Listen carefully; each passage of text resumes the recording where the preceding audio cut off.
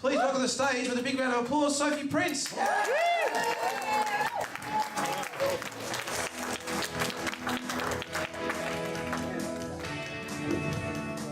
Hello.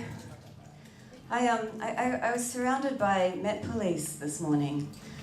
They all stood around and kind of bullies and said, validate your ticket. I said, you're a very good ticket. Everybody likes you. Mikey doesn't even work very well. Don't worry about it. It's all going to be okay. I turned 40 last year, and everywhere I went there were those round flashing speed limit signs going 40, 40, 40, 40. If the speed limit goes up to 41 this year, I know I'm very special. But approaching 30, I moisturised like crazy. Approaching 40, moisturising is kind of like painting your house when the foundations are slipping. You know, it's pointless. But I flew home for my birthday, and I was sitting behind the man that was in the emergency exit, and he was making me feel really nervous because as the air hostess was explaining what he needed to do in the time of a crisis, he clearly wasn't following. And I was just thinking, oh no, mate, like my last thought's going to be this fuckwit can't open the door. And the reason that this man didn't instill me with any confidence at all is he was wearing one of those t-shirts with the sexy model on the front. And I always feel like the wearers of those t-shirts must be chronic masturbators and can't afford a magazine. So when the urge takes them, they have to have the female form very, very close so they can duck away and say, I love you, baby, I know you love me too. I just wonder if at night they turn that t-shirt inside out so they can be really close to the girl they love.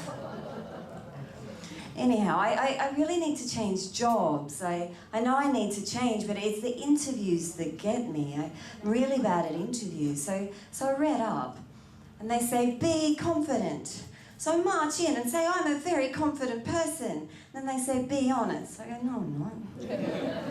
I'm not a confident person. I don't even like confident people. I think they're cockheads. You know, these people that march in, well, these people that get around going, I know where I'm going in life. It's bullshit. You don't. And the ones that say, I'm comfortable in my own skin, oh, fuck off. I'm not. Too much ice. Ants. Anyhow, I'm trying to be good. I'm trying to get better. I'm seeking enlightenment. I'm going to yoga. I know I have a long way to go, though. I know I have a long way to go. And unless the correct response to Namaste actually is go fuck yourself. I really know I have a long way to go. And, you know, I've always been a little bit of a thrill seeker, you know. When I was young, Mum would say, go play in the yard, and I'd just go and sit on the sprinkler. You know, it was nice and everything. It felt good. It's just in retrospect, I wish Mum put that sprinkler in the backyard. I mean, she does now, but, you know, back then. And, you know, it bothers me the whole hoo-ha about the word cunt. You know, I like it. It's a fine cuss word. It's effective, it's cutting. It's one of those words you can say without moving your lips, you know. Cunt. But it's so much taboo, and, you know, it's not fair. Like, if you say dick, if you call it dick, well, you're just a bit stupid. And if you're a prick, you're just nasty. And if you're a knob, well, you're just a little bit stupider than dick. But cunt. And the euphemism for the word cunt is C-bomb. Like a bomb is less offensive than this. I've had one all my life. I've never taken anyone out with it. And now people are telling me it's explosive. And, you know, I'm all for empowerment. I really am. Don't get me wrong. I want to raise awareness about domestic violence, and I support White Ribbon. It's just it's too small. I mean, how the fuck are you supposed to bind and gag someone with a piece of material that big? You've been really nice. Bye.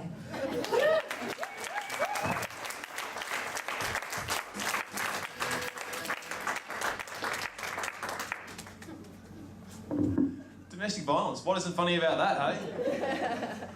I love that joke. That was amazing. Another round of applause for Sofie Prince. Redefining the C word for everyone. That was actually enlightening. Like, you hear that word again. And I think that's one of the finest things about comedy. This isn't a joke.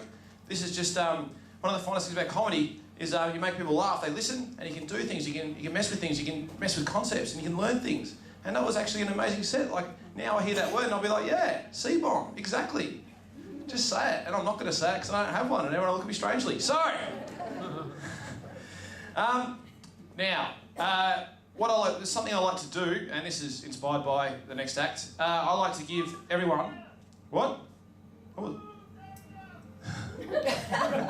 Heckled by people out on the street. It's amazing. I know who that was too. It's Dill. He's got a show called Foreskin, and with 4 of them. It's at the Irish Times. This is actually a segue to talk about my show. It's at the same venue as me. I'll hand out some drink coasters later, and you all, if you want to come onto my show, it's 2 for 1. If you rock up to the door, actually half price, so you can come by yourself if you want. Half price for people here today. And you rock up to the door and say, Xavier said I can have half price tickets. Okay, that's pretty good. Round of applause for cheap tickets. Yay. Now, so I'll hand you some coasters. It's at a bar in the city called the Irish Times, and Dill's show is also on there. So if you come to my show, I'd really like you to say to the door person, yeah, I'm here to see Xavier's show, yeah, ticket for that. And I was going to come to the other show, but apparently Dill is a cunt. I worked in there. Did you like that? Did I get away with it? Not really? No? Okay, well...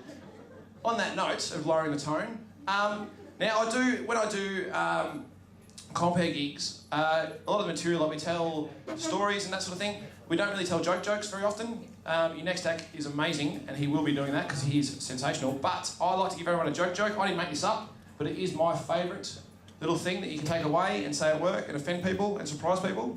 Okay? Would you like to hear it? Yep. Yeah. Cool. All right. What happens... This is terrible, man. I'm going to tell you, you'll love this. This is for you. What's your name, champ? Richard. Richard, this joke is actually for you because I reckon you will particularly lose your mind over this. I like the way you've got your sunglasses on your head too, just in case it gets really bright in here all of a sudden. It's clever. I like it. What happens... I'm so sorry I'm saying this.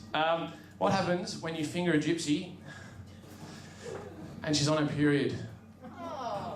Get your palm red. All right. You did like that, didn't you, Richard? Yeah, thanks, man. Wasn't bad, it was fucking brilliant. Come on.